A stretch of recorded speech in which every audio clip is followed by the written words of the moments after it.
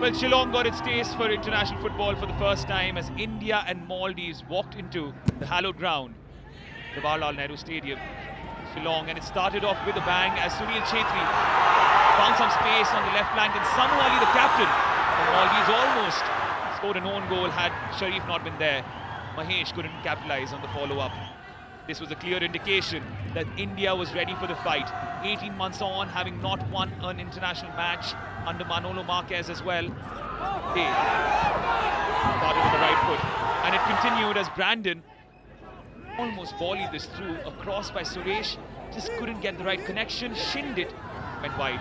Listen Colasso as well, expertly trying to divert that ball. Free kick, had Sharif worried,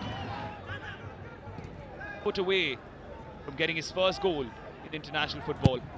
But then the goal eventually did come, and it was Rahul Bheke in the 35th minute who rose up and powered it through, breaking the deadlock, scoring his third goal in international colours. All three of them, interestingly, have come from corners.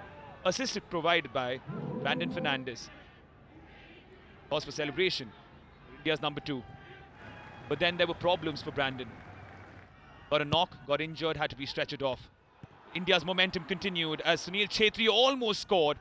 Hamza there in the second half, clearing off the line. That was the first chance and the first big one. But then a free header for Liston Colasso, emulating his idol in his celebration and letting the world know that he scored his first ever international goal after 4 long years of waiting. A debut in 2021, goal in 2025 for Liston Colasso. India continued to press the ante, but the Maldives weren't far away. This was a chance for the substitute who had come in for the Maldives, Hassan Nazim. First few touches, and that was the only save Vishal Kaith had to make. It was pretty straightforward.